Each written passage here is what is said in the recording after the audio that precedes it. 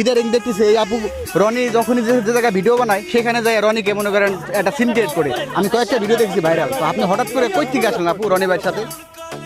হঠাৎ করে আপনাদের কাছে মনে হচ্ছে যে আমি রনির লাইফে কোত্থেকে যেন উড়ে এসে জুড়ে বসছি, বিষয়টা এরকম সেরকম না। মনে হয়, হ্যাঁ। রনির সাথে আমার দীর্ঘ 4 বছরের সম্পর্ক। আর রনি চাইনাই বিদায় হচ্ছে, আমি হাইট ছিলাম।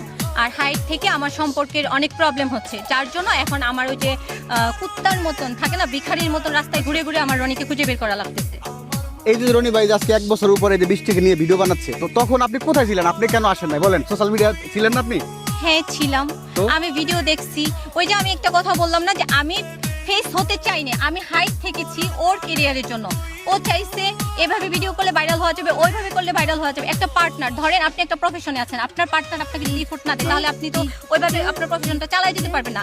আমি ওই দিক চিন্তা করে আমি হাইট ছিলাম, কিন্তু এখন আর হাইট থাকা সম্ভব। এখন আপনি কি চাচ্ছেন বলেন তো? এইভাবে সিন ক্রিয়েট করে রনিকে পাবেন আপনি?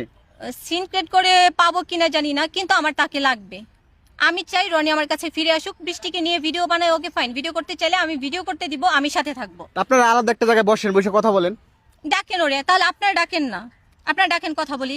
আপনারা ক্যামেরার বাহিরে অফভাবে ওকে বুঝান যে ভাই যেটা হয়েছে তোমাদের। আমি দেখেন ভাই, আমার যথেষ্ট ডকুমেন্টস আছে, যা যা দেওয়ার আমি সব দিব আপনাকে। আমি ওভাবে ডকুমেন্টস দিয়ে চলেন, আমরা আলাদাভাবে কথা বলে ওকে বুঝান। ও যদি বুঝে যায়, আমি আর এভাবে পাগলামি করবো না, আর না বুঝলে আমি ছাড়বো না।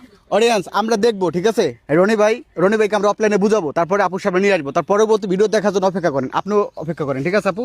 ঠিক আছে, Okay. সবাই ধন্যবাদ অডিয়েন্স, আসসালামু আলাইকুম।